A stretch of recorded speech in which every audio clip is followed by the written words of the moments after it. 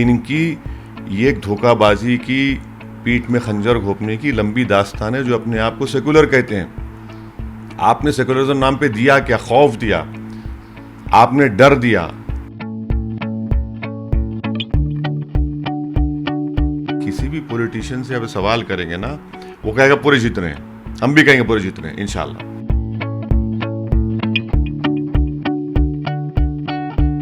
नाच ना जाने तो आंगन टेढ़ा। कोई अगर 50 साल के करीब होने आ रहा है, शादी नहीं हो रही तो मैं जिम्मेदार।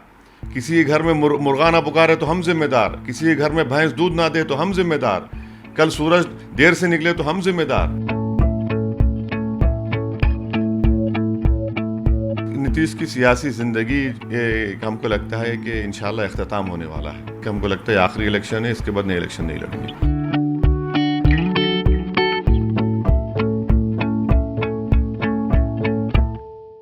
Hello and welcome to the Quint. मैं हूं शादाब मोइज़ी और हमारी चुनावी यात्रा पहुंची है किशनगंज और हमारे साथ इस वक्त AIMM के प्रेसिडेंट असदुद्दीन ओवैसी हैं। सर शुक्रिया आपका हमें वक्त देने के लिए।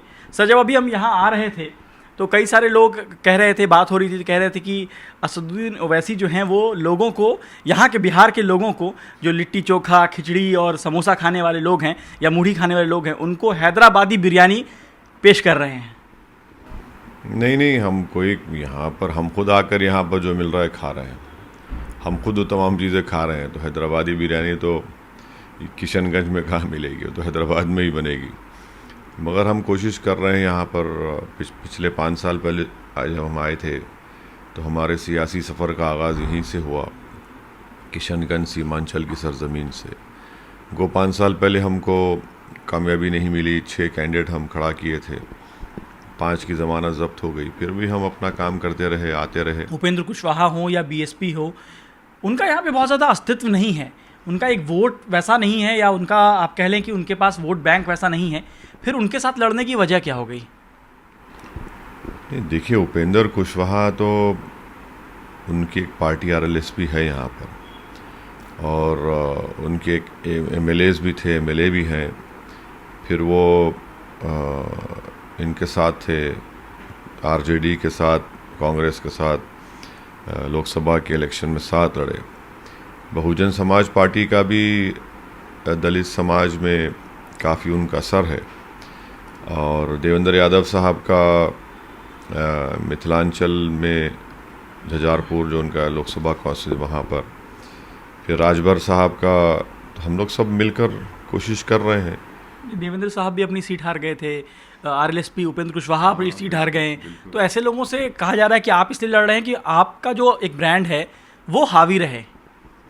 नहीं, मेरा ब्रांड का सवाल नहीं है ना। मेरा ब्रांड, कोई आदमी, कोई सियासतदान जो है अपने इनफरादी ब्रांड के लिए लड़ता है तो फिर पार्टी आगे नहीं बढ़ती। तो हमारी कोशिश ये है कि हमारी पार्टी को फ़ायदा हो, और बिहार में जो एक अल्टरनेट पॉलिटिकल प्लेटफॉर्म की ज़रूरत है कि एक तरफ नीतीश कुमार BJP है, दूसरी तरफ RJD कांग्रेस है, तो कोई एक थर्ड ऑप्शन की स्पेस है। और हमारा मानना यह है कि जब तक थर्ड ऑप्शन नहीं आएगा, ये तमाम दोनों सियासी पार्टीज़ इनको हम हिला नहीं सकेंगे। वरना ये लोग इतना गुरूर और तकब्बुर के शिकार हैं लोग, कि समझते हैं कि अक़लियत है तो कहाँ जाएगा, वो है तो कहाँ जाएगा। तो एक ऑप्शन तो देना ज़रूरी है। असदुद्दीन ओवैसी साहब के पास के लिए बड़ा दुश्मन कौन है? BJP और मतलब NDA गठबंधन, या आपके सामने RJD कांग्रेस?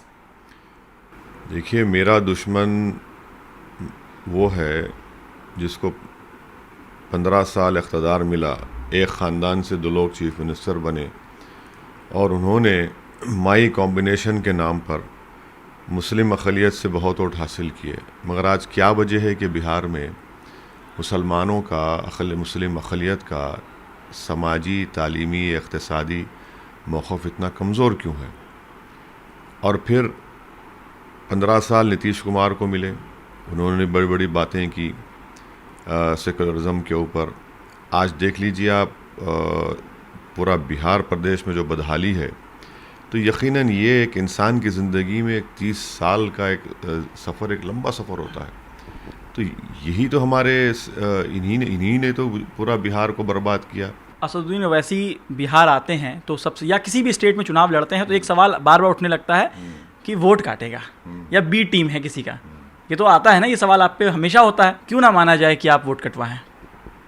नहीं, अगर कोई अहमक, स्पॉइलर है कह लें। नहीं, अगर कोई अहमक है और गुरूर तकब्बुर में डूब कर कहता है तो फिर उसका, हम तो यही कहेंगे उनका दिमाग का इलाज करना चाहिए, इसलिए कि उनका दिमाग में कुछ फितूर है, या फिर बताना चाहिए किसी साइकेट्रिस्ट को, क्योंकि पार्लियामेंट के चुनाव में हम एक सीट लड़े किशनगंज की, जहां पर हम बैठे हैं, तो यहाँ कौन जीता बताइए आप? हाँ, आप तो नहीं जीते। नहीं, कौन जीता? कौन पार्टी जीती यहाँ पे? यहाँ से बिना आपकी बीजेपी जीती। देखिए आप, बीजेपी सॉरी, यहाँ से जेडीयू की पार्टी। अब कौन तो वोट कटवा कौन हुआ? 3 लाख वोट हम लिए, 3,25,000 जेडीयू लिया, 3,50,000 कांग्रेस लिया। अगर हम नहीं रहते तो 40 में से आप एक सीट जीतते हैं, और इतने अहमक हैं कि हमको बोल रहे हैं भाई वो 39 सीट्स पे क्यों नहीं जीते?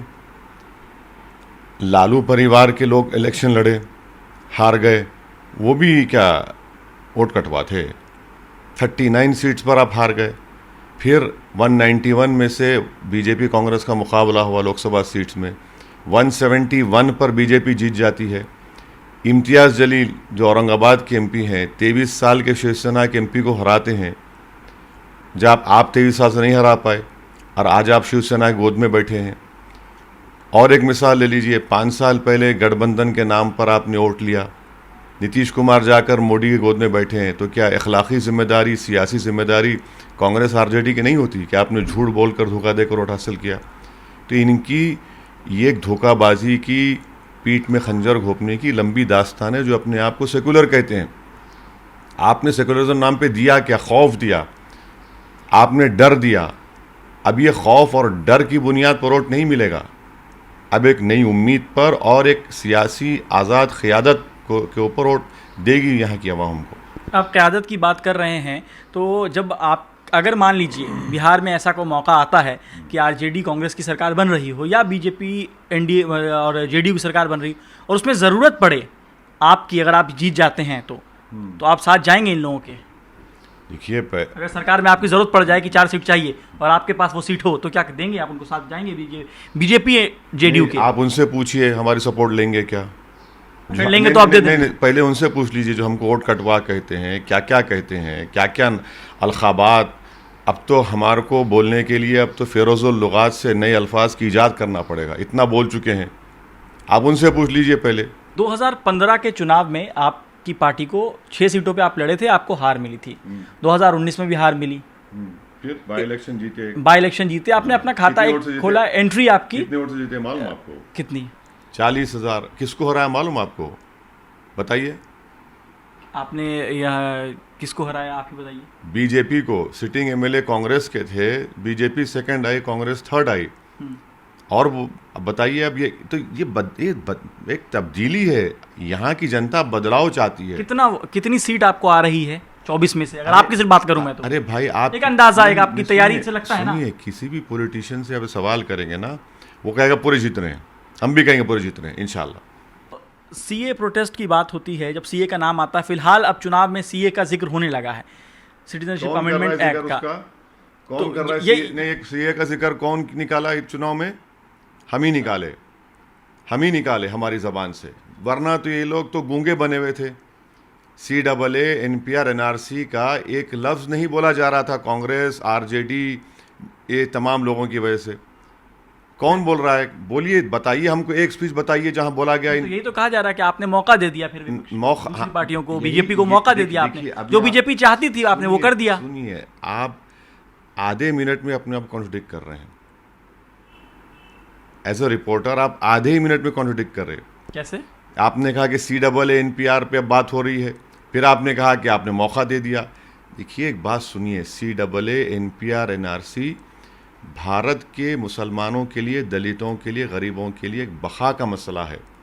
और ये तमाम सेकुलर, नाम निहा सेकुलर पार्टीज़, जब हम सर्दी में एहतजाज कर रहे थे, सुकड़ रहे थे, रोड पर खड़े थे, तो ये लोग अपने घरों में आराम से सो रहे थे।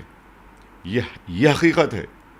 और जब से इस चुनाव में हमने CAA NPR NRC का जिक्र किया और आवाम से हमने पूछा कि बताइए आपने किसी को देखा, सब कहते कि नहीं देखा। कहा ये जा रहा है, आप जो मुझे कॉन्ट्राडिक्ट कर रहे थे उस पर मैं बता रहा हूँ, कहा ये जा रहा है कि CANRC का मुद्दा निकाल कर आपने बीजेपी को मौका दे दिया है कि उनका जो हिंदू वोट बैंक है उसको पोलराइज करने का उनको मौका है कि देखो CANRC की बातें। अरे भाई, अभी तक तो नहीं आ रहा था ना। क्या आप ये कह रहे हैं कि हर चीज़ हम मौका देते हैं?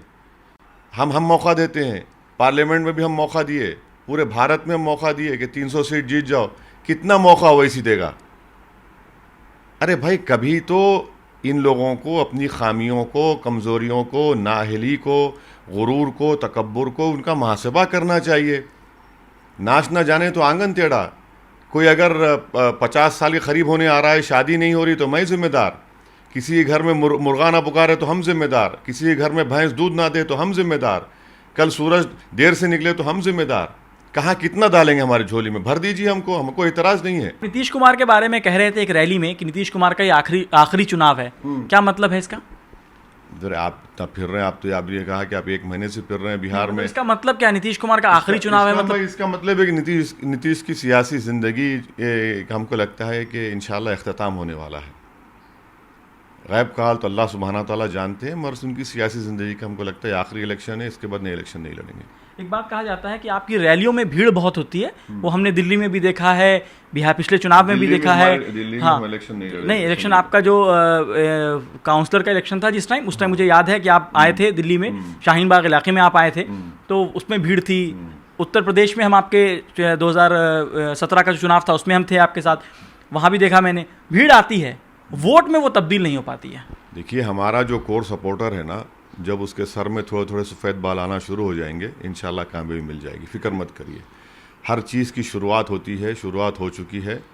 जब महाराष्ट्र में 2 MLA हैं, 1 MP है, बिहार में 1 MLA है, हो जाएगा, फ़िक्र मत करिए। कि विरोधी कहते हैं कि आप जीते तो ठीक, हार गए तो फिर आप हैदराबाद चले जाएंगे, बिहार से कहाँ मतलब है आपको? अरे भाई, कहाँ छोड़े हम बिहार को? 5 साल पहले आए थे, आपने सही कहा, 6 सीट लड़े, 6 पे 6 हारे, बल्कि 5 पे ज़मानत जब्त हुई। हम भूल गए बिहार को।